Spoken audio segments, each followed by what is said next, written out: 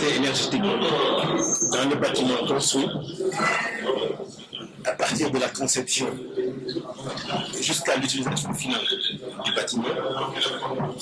Et dans la conception, nous avons quand même deux volets très importants sur lesquels il faut faire beaucoup attention.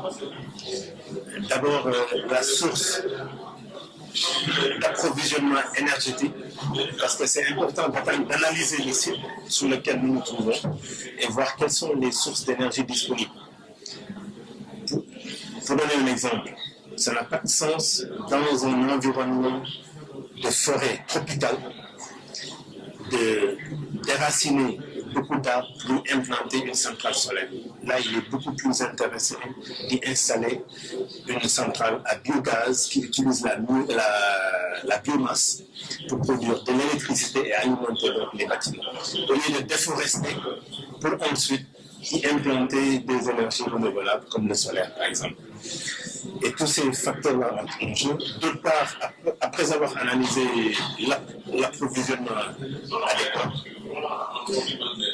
on passe à l'utilisation de l'énergie finale dans le bâtiment.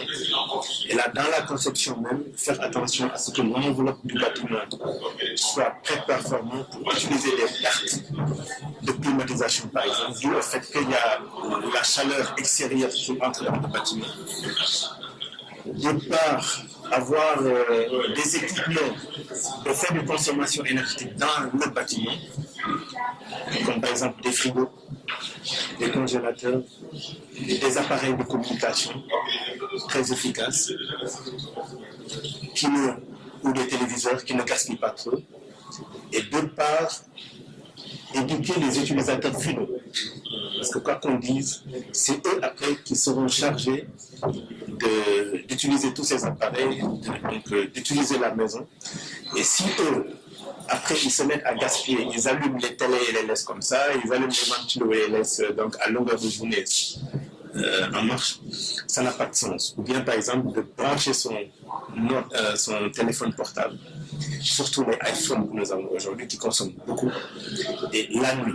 Ça n'a pas de sens, c'est vraiment contre-productif de les brancher la nuit pour aller dormir. Parce que l'appareil travaille toute la nuit, ça se décharge et ça se recharge. Donc c'est une consommation permanente d'énergie que nous aurons. Et tout ça, c'est important quand même de le dire à tout le monde, surtout aux concepteurs. Parce que très souvent, les concepteurs qui sont ici, ils font un bâtiment qui répond à certaines normes.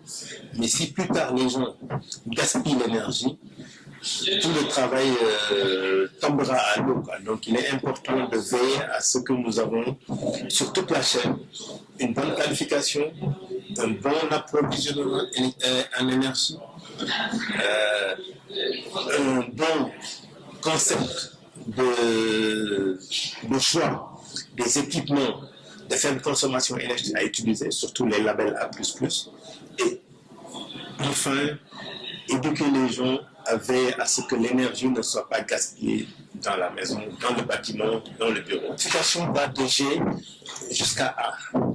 Et G, c'est le plus négatif possible. Pour vous donner un exemple, jusqu'à A++, un frigo qui a G, un frigo de classe G, consomme autour de 1000 kWh par an. Un frigo, le même frigo avec la même capacité, le même volume, de classe A++, consomme 150 kWh toute l'année. Vous voyez la différence?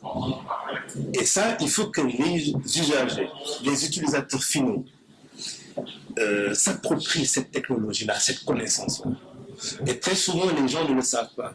Et quand parce que là, vous allez quand même acheter un frigo qui va vous coûter à facture énergétique par an, autour de, vu le taux de tarification ici à Lomé, ce frigo va vous coûter autour de 20 000 francs CFA toute l'année.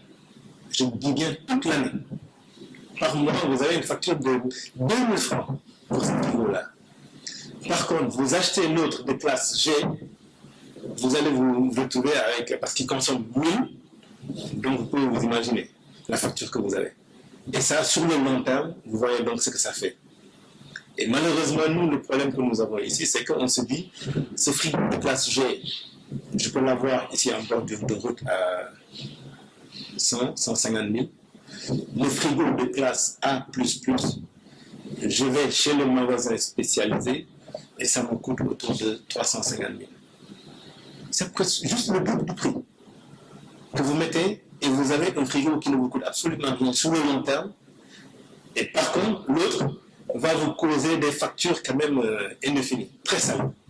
Et vu la vieillesse aussi qui va venir de l'appareil, donc la consommation va augmenter.